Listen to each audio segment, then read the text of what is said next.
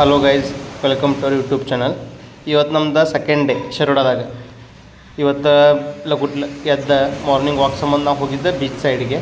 ಅಲ್ಲಿ ಹೋಗಿ ನೋಡ್ಬಿಡ್ದೆ ಏನು ಗೊತ್ತಾಯ್ತು ನಮ್ಗೆ, ರಾತ್ರಿ ವಸ್ತಿ ಹೋಗಿರ್ತಾವಲ್ಲ ಮೀನ ಹಿಡಲಿಕ್ಕೆ, ಅವೆಲ್ಲ ಬೋಟ ಹೊಳೆ ದಡಕ್ಕೆ ಬರತ್ತಿದ್ವು. ಅದನ್ನ ನೋಡ್ಕೊತ ನಿಂತಿದ್ವಿ ಅಲ್ಲಿ. ಅಂದರೆ ಲೇಟ್ ಸಪೋರ್ಟಿವ್ ಇರ್ತಾರಂದ್ರೆ ಅವ್ರು ಯಾವ್ದಾರ ಬೋಟ್ ಬರೋದು ಅವ್ರಿಗೆ ಗೊತ್ತಾತಂದ್ರೆ ಎಲ್ಲರೂ ಬರ್ತಾರೆ, ಅದಕ್ಕೆ ಕೈ ಹಚ್ತಾರೆ. ಅಂದರೆ ವಜನ ಇರ್ತದಲ್ಲ, ಅಥವಾ ಮೊದಲು ಅಲ್ಲಿಂದ ಬರೋ ಒಂದು ಮೀನನ್ನು ತೊಗೊಂಬಂದಿರ್ತಾರಲ್ಲ, ಅದು ವಜನ ಹೆಚ್ಚಿಗೆ ಇರುತ್ತೆ. ಎಲ್ಲರೂ ಒಬ್ರಿಗೊಬ್ರು ಸಪೋರ್ಟ್ ಮಾಡ್ಕೋತಾರೆ. ಈಗ ಮರದ ದಿಣ್ಣೆ ಹೇಳ್ತಾರಲ್ಲ, ಅವನ್ನೆಲ್ಲ ಇಡ್ತಾರೆ ಲೈನ್ ಸರಿ ಜೋಡಿಸಿಟ್ಟು ಅದ್ರ ಮೇಲೆ ಸ್ವಲ್ಪ ಗ್ರೀಸ್ ಹಚ್ಚಿ ಎಲ್ಲರೂ ಕೂಡಿ ಜಗ್ಗಿಯನ್ನು ದಡಕ್ಕೆ ತಂದು ನಿಲ್ಲಿಸ್ತಾರೆ. ದಡಕ್ಕೆ ತಂದು ನಿಲ್ಲಿಸಿದ ಮೇಲೆ ಅದ್ರೊಳಗಿನ ಮೀನುಗಳೆಲ್ಲ ಅನ್ಲೋಡಿಂಗ್ ಮಾಡೋಕ್ಕೆ ಚಾಲೂ ಮಾಡ್ತಾರೆ ಅವ್ರು.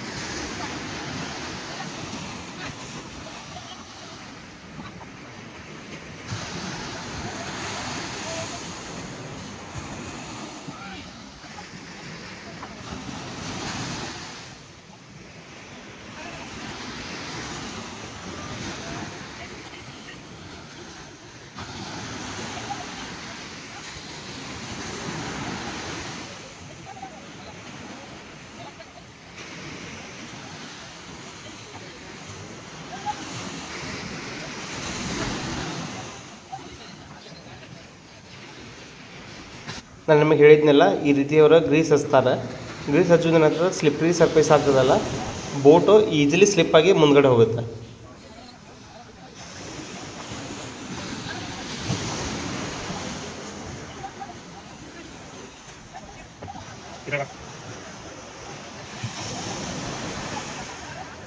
ಹಿಂಗೆ ಪುಷ್ ಮಾಡೋ ಮುಂದೆ ಅವ್ರು ತಮ್ಮದೇ ಭಾಷೆಯಲ್ಲಿ ಒಂದು ಯಾವುದೋ ಹಾಡ ಆಡ್ತಿರ್ತಾರೆ. ಅದು ನಮಗೂ ಏನು ಗೊತ್ತಾಗಲಿಲ್ಲ, ಎನರ್ಜೆಟಿಕ್ ಹಾಡ ಇರ್ತದೆ ಅಂತ ಅಷ್ಟು ಗೊತ್ತಾಯ್ತು ಅಷ್ಟೆ.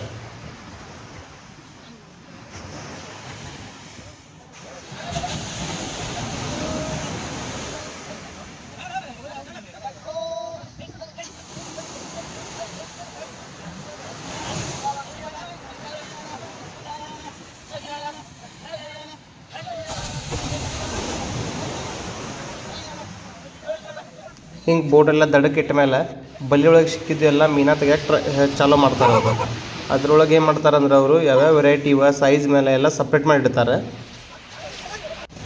ಇದ್ರೊಳಗೂ ಮೀನಿನ ಜೊತೆ ಅವರಿಗೆ ಹಾವು ಸಿಕ್ಕಿರ್ತಾವೆ. ಇಲ್ಲಿ ಬೋಟ್ನಾಗ ಕಾಣ್ತಿರ್ಬೋದು, 2 ಮೀನು ಕಾಣೋದು ಜೋತ್ ಬಿಟ್ಟಾರೆ. ಆಮೇಲೆ ಅಲ್ಲಿ ಏನು ಮಾಡ್ತಾರೆ, ಸೈಜ್ ವೈಸ್ ಎರಡೂ ಅಲ್ಲಿ ಡಿವೈಡ್ ಮಾಡ್ತಾರೆ. ಸೈಜ್ ವೈಸ್ ಮತ್ತು ವೆರೈಟಿ ವೈಸ್ ಡಿವೈಡ್ ಮಾಡ್ತಾರೆ. ಅಲ್ಲೇ ಮತ್ತು ಲೋಕಲೈಟ್ಸು ಮತ್ತು ಟೂರಿಸ್ಟ್ಗಳು ಏನು ಬಂದಿರ್ತಾರಲ್ಲ, ಅವ್ರು ಅಲ್ಲೇ ಹೋಗಿ ಮೀನು ಪರ್ಚೇಸ್ ಮಾಡ್ತಾರೆ. ಈ ಹಾವು ಅವ್ರು ಬೋಟ್ನಾಗ ಸಿಕ್ಕಿದ್ದು ತೆಗೆದು ಒಗ್ದಿದ್ರು, ಆ ಸತ್ತದಂತ ನೋಡಕ್ಕೆ ಹೋಗಿದ್ದು ಕರೆ ಜೀವಂತ ಇರ್ತದೆ. ವಾಕಿಂಗ್ ಮುಗಿಸ್ಕೊಂಡು ರೂಮ್ನ ಚೆಕ್ಔಟ್ ಮಾಡ್ಕೊಂಡು ನಾವೀಗ ರೆಡಿ ಗಣಪತಿಗೆ ಹೊಂಟಿದ್ವಿ. ಹೋಗೋ ಮುಂದೆ ಬೈಕ್ ಮೇಲೆ ಏನು ಲಗೇಜ್ ಕಟ್ಟಿದ್ದಿಲ್ಲ, ಸ್ಲಿಪ್ಪಾಗಿ ಕೆಳಗೆ ಬಿತ್ತದು. ಎಷ್ಟು ಟೈಟ್ ಕಟ್ಟಿದ್ವಿ ಆದರೂ ಬಿತ್ತು. ಮತ್ತು ನನಗೆಲ್ಲ ಇಳಿದು ಮತ್ತೆಲ್ಲ ಹೊಳೆ ಟೈಟ್ ಬೈಕ್ ಕಟ್ಕೊಂಡು ನಾವು ರೆಡಿ ಗಣಪತಿ ನೋಡೋಕ್ಕಂತೇಳಿ ಹೊಂಟ್ವಿ. ರೋಡ್ ಅಂತೂ ಚಲೋ ಇತ್ತು. ರೆಡಿ ಗಣಪತಿ ಇದು ಅಲ್ಲಿಂದನ ಶಿರೋಡದಿಂದ ಮ್ಯಾಕ್ಸಿಮಮ್ 4 to 5 ಕಿಲೋಮೀಟ್ರ್ ಇದೆ ಅಷ್ಟೇ. ಅದು ಎಲ್ಲ ಬೋರ್ಡ್ ಸೈನ್ಸ್ ಅದು ಎಲ್ಲ ಅದಾವೆ, ನೀವು ಈಜಿಲಿ ಹೋಗಿ ನೋಡ್ಬೋದು. ರೆಡಿ ಗಣಪತಿ ಇತಿಹಾಸ ಹೇಳ್ಬೇಕಂದ್ರೆ ಇದು ಸ್ವಯಂಭೂ ಗಣಪತಿ ಇದಂತ.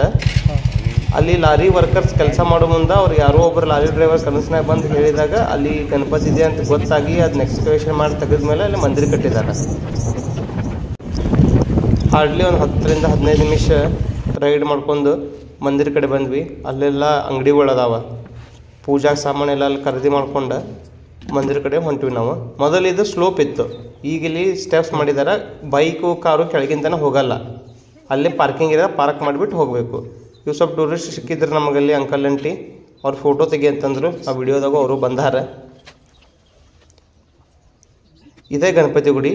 ಇಲ್ಲೆಲ್ಲ ಸ್ಲೋಪಿಂಗ್ ರೂಪ್ ಎದಕ್ಕೆ ಇರ್ತಾವಂತಂದ್ರೆ ಅದೇನಾದ ಇತಿಹಾಸ ಏನಿಲ್ಲ.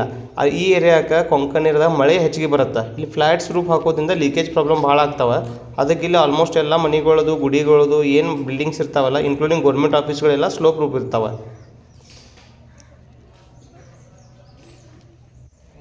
ಮಂದಿರ ಒಳಗಡೆನೂ ಫೋಟೋಗ್ರಫಿ ಅಲಾವ್ ಇದೆ. ನೀವು ಹೋಗಿ ವಿಡಿಯೋ ರೆಕಾರ್ಡ್ ಮಾಡ್ಬೋದು, ಫೋಟೋನು ತಗೋಬೋದು.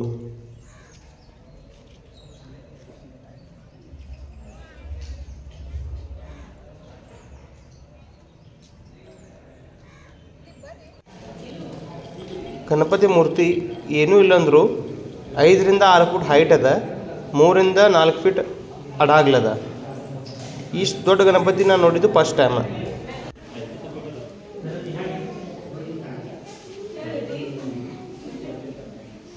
ಗಣಪತಿ ಬಪ್ಪ ಮೋರ್ಯ.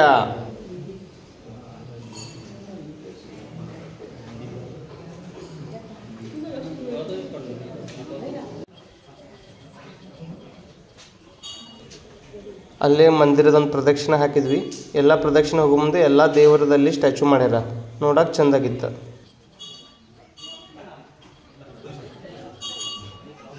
ಆ್ಯಸ್ ಯೂಶ್ವಲ್ ನಮ್ಮ ಮೇಡಮ್ ಮೇಲೆ ಹೋಗ್ತಾರಲ್ಲ, ಎಲ್ಲ ಶಾಪಿಂಗ್ ಮಾಡ್ತಾರೆ. ಇಲ್ಲಿ ಮಂದಿರ ಒಳಗನ ಕೂತಿದ್ರು. ಅಲ್ಲಿ ನಾವು 2 ಗಣಪತಿ ಫೋಟೋ ತೊಗೊಂಡ್ವಿ, ನಮ್ಮ 2 ಬೈಕಿಗೆ ಅಂಥೇಳಿ. ಆಮೇಲೆ ನಮ್ಮ ಮೇಡಮ್ ಅದೇನೋ ಫೋಟೋ ಮತ್ತು ಕೈಗೆ ಹಾಕೋಕ್ಕೆ ಏನೋ ಪರ್ಚೇಸ್ ಮಾಡಿದರು. ಇಲ್ಲ ಮಂದಿರ ಒಳಗೆ ಕೂತಿದ್ರು ಅಲ್ಲೇ.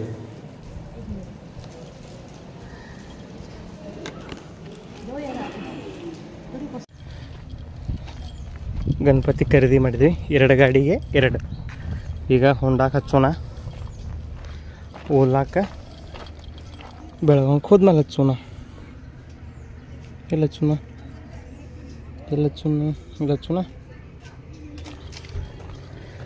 ಹಚ್ಚಬೇಕು ಗೊತ್ತಾಗ್ತಾ ಇಲ್ಲ. ಎಸ್, ಇಲ್ಲಿ ಕೀ ಬಾಜು ಹಚ್ಕೋಣ.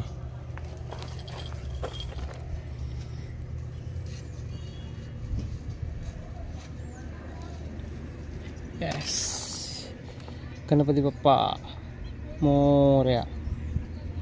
ಆ್ಯನಿವರ್ಸರಿ ಗಿಫ್ಟ್ ಅಂತ ಬಾಬಾ ಅವ್ರು ಹೂ ಮಾರೋರು ಕೊಟ್ಟಾರ ನಮಗೆ ಇವನ್ನ. आंटी आंटी आता यशवंतगडला कसं जायचं? जसं आला तसं खाली 1.5 किलोमीटर जावा, उत्तराकडनं लेफ्टला आतमध्ये जाऊन गाडी जाते वरतीपर्यंत. हो हो, वर म्हणजे पायथ्याजवळ राहणार. तर तिथं दुकान वगैरे आहे का गाडी ठेवायला वगैरे? Okay, thank you. हेल्मेट सोबत.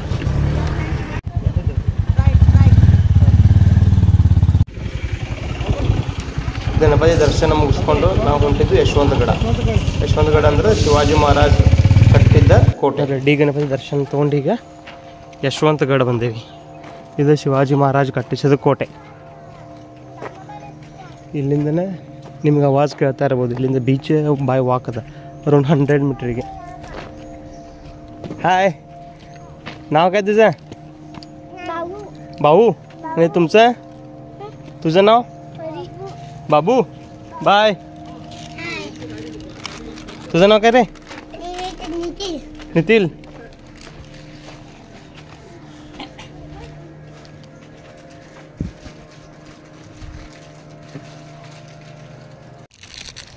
ಈಗ ಡೆವಲಪ್ಮೆಂಟ್ ವರ್ಕ್ ಸ್ಟಾರ್ಟ್ ಅದ ಇಲ್ಲಿಗೆ. ಎಲ್ಲ ವರ್ಕರ್ಸ್ ಮನೆಗಳು ಇರ್ಬೋದು, ಕ್ವಾರ್ಟರ್ಸ್, ಟೆಂಟ್ಗಳು. ಹಾಯ್, नाव काय रे तुझं? नोद.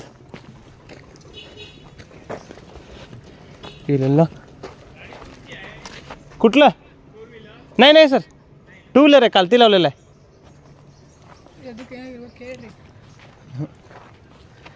ಎಲ್ಲ ಕೋಟೆ ಲ್ಯಾಟ್ರೈಟ್ ಕಲ್ಲಿಂದ ಕಟ್ಟಿದ್ದಾರೆ. ಅಂದರೆ ಇಲ್ಲಿ ಈಸಿಲಿ ಅದು ಅವೈಲೇಬಲ್ ಅದ. ಎಲ್ಲ ಮಣ್ಣನ್ನ ಲ್ಯಾಟ್ರೈಟ್ ಫೀಡಿಂಗ್ ಅದ. ನೀವು ಒಂದು ಸಲ ಇದನ್ನೇ ಸ್ಕ್ವೇರಲ್ಲಿ ಕಟ್ ಮಾಡಿ ಕಟ್ಕೊಳ್ಬೋದು. ಇನ್ನು ನಮ್ಮ ಸೈಡ್ ಖಾನಾಪುರ ಇಟ್ಟಂಗಿ ಅದಕ್ಕೆ ಕಟ್ತಾರಂದ್ರೆ ಅಲ್ಲಿ ನಮ್ಮ ಖಾನಾಪುರ ಸಮೀಪ ಆಗ್ತದೆ. ಇಟ್ಟಂಗಿ ಅವೈಲೇಬಿಲಿಟಿ ಈಸಿ ಅದ, ಅದಕ್ಕೆ ಅಲ್ಲಿ ಕಟ್ಟ್ಯಾರ ಅಷ್ಟೇ. ಆಮೇಲೆ ಈ ಕಲ್ಲಿಂದ ಲೋಡ್ ಬೇರಿಂಗ್ ಬಿಲ್ಡಿಂಗನ್ನು ಈಸಿಲಿ ಕಟ್ಬೋದು. ಅಂದರೆ ಲೋಡ್ ತೊಗೋತಾ, ಒಳಗಡೆ ಸೈಡ್ ತಂಪು ಉಳಿಯುತ್ತೆ. ಈ ರೆಡ್ ಕಲರ್ ಇದ್ದಿದ್ದ ಸಂಬಂಧ ಹೊರಗಿಂದನೇ ಬಿಲ್ಡಿಂಗ್ ನೋಡ್ಲಿಕ್ಕೆ ಚಂದ ಕಾಣ್ತದೆ ಲುಕ್. ಲ್ಯಾಟ್ರೈಟ್ ಕಲ್ಲಿನ ವಿಶೇಷತೆ ಅದು. Wow. As A civil engineer ಇಂಥವೆಲ್ಲ ನೋಡ್ಲಿಕ್ಕೆ ನಂಗೆ ಭಾಳ ಇಂಟ್ರೆಸ್ಟ್ ಬರುತ್ತೆ.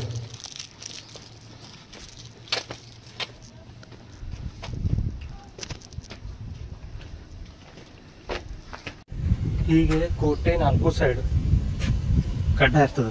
ಯಾಕಂದ್ರೆ ನೀರು ನಿಲ್ಲಿಸ್ಕೊಂಡು ವೈರಿಗಳ ಆಕ್ರಮಣ ಆದ್ಮೇಲೆ ಈ ಗೇಟ್ ಕ್ಲೋಸ್ ಮಾಡಿದ್ರೆ ಒಳಗೆ ಎಂಟ್ರೆನ್ಸ್ ಇರಲ್ಲ, ಅದಕ್ಕೆ ಈ ರೀತಿ ಮಾಡಿರ್ತಾರೆ.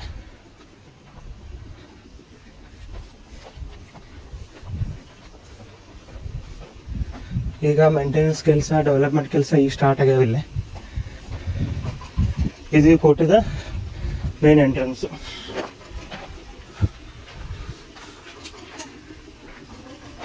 ನಮ್ಮ ಮೇಡಮ್ಗೆ ಈಗ ಸಾಕಾಯ್ತು, ಈಗ ಕೂತ್ಬಿಟ್ರು.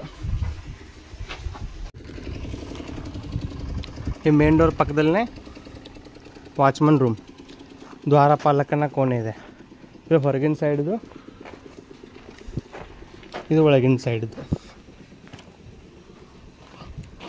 ಇದು ಒಂದು ಸೈಡಿಂದ ಒಂದು ಸೈಡಿಗೆ ಓಪನ್ ಇರುತ್ತೆ.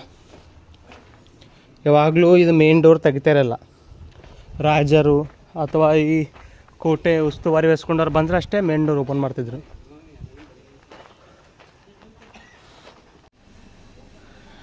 ಇನ್ನೊಂದು ಮುಖ್ಯ ದ್ವಾರ. ನನ್ನ ಮಟ್ಟಿಗೆ ಇವೆಲ್ಲ ಮಾರುಕಟ್ಟೆಗಳು, ಶಾಪ್ಸ್ ಇರ್ಬೋದು ಇಲ್ಲಿ ಎಂಟ್ರೆನ್ಸಿಗೆ.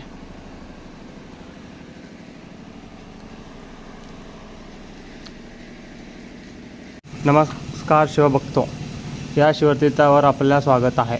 या पवित्र स्थळी छत्रपती शिवाजी महाराजांच्या लोकसंघ ह्या गुणाचे ಸ್ಮರಣ ಕರ. ಜೈ ಭವಾನಿ ಜೈ ಶಿವಾಯಿ.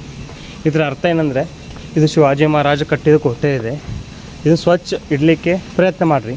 ಇಲ್ಲಿ ಲವ್ ಬರ್ಡ್ಸ್ ಬಂದು ತಮ್ಮ ಹೆಸರು ಅವು ಇವು ಬರೀಬಾರ್ದು ಅಂತೇಳಿ ಮರಾಠಿಯಲ್ಲಿ ಬರೆದಿದ್ದಾರೆ ಅಷ್ಟೇ ಅವರು.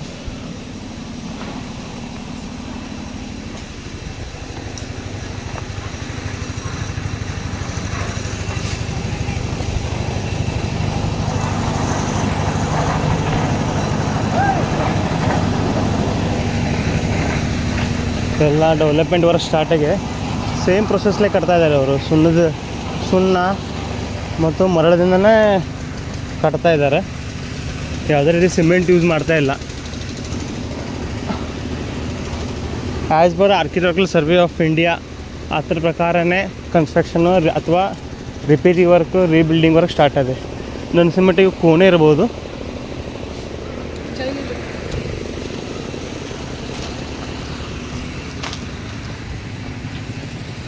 ಒಳಗಡೆ ಎಲ್ಲ ರೀತಿ ಕೆಲಸ ರೀಡೆವಲಪ್ಮೆಂಟ್, ರೀಸ್ಟ್ರಕ್ಚರ್ ಕೆಲಸ ಸ್ಟಾರ್ಟ್ ಇದೆ.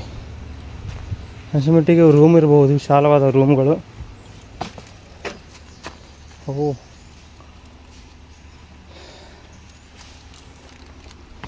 ಅನಿಸಿದ ಮಟ್ಟಿಗೆ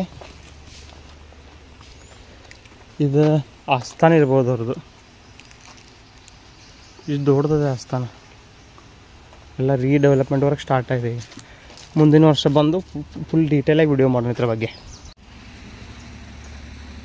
ಆಗಲೇ ಹೇಳಿದಲ್ಲ, ಈ ರೀತಿ ಯಾವುದೇ ಸ್ಮಾರಕಕ್ಕೆ ಹೋಗಿ ಯಾವುದೇ ಕೋಟೆಗೆ ಹೋದರೂ ಈ ರೀತಿ ಮಾಡಬಾರ್ದು. ಎಷ್ಟೋ ಪುರಾತನ ವರ್ಷದ ಇರುತ್ತೆ, ಅದನ್ನ ನಮಗೆ ಮಾಡ್ಲಿಕ್ಕೆ ಅಷ್ಟು ಹೋದು ಕೆಡಿಸ್ಲಿಕ್ಕಂತೂ ಹೋಗಬಾರ್ದು. ನಮ್ಮ ಕಿತ್ತೂರು ಕೋಟೆಯಲ್ಲೂ ಇದೇ ಕೆಲಸ.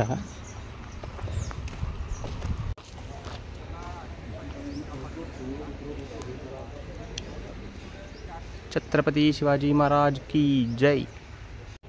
ಇದು ಕೋಟೆಯ ಹೊರಗಿನ ಗೋಡೆ. ಇಲ್ಲಿಂದ ನಿಮಗೆ ಪೂರ್ತಿ ಸಿ ವ್ಯೂ ಕಾಣ್ತದೆ.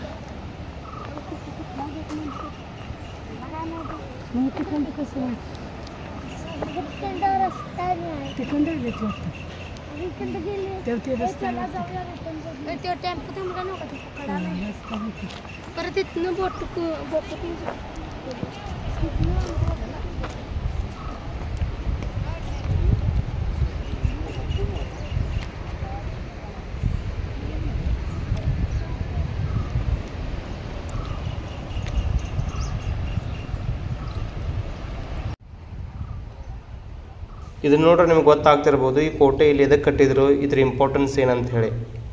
ಹೊರಗಿಂದ ಪರಕೀಯರ ಆಕ್ರಮಣ ತಡಿಲಿಕ್ಕೆ, ಅವ್ರ ಮೇಲೆ ವಾಚ್ ಮಾಡಲಿಕ್ಕೆ ಕಟ್ಟಿದ ಕೋಟೆ ಇದು.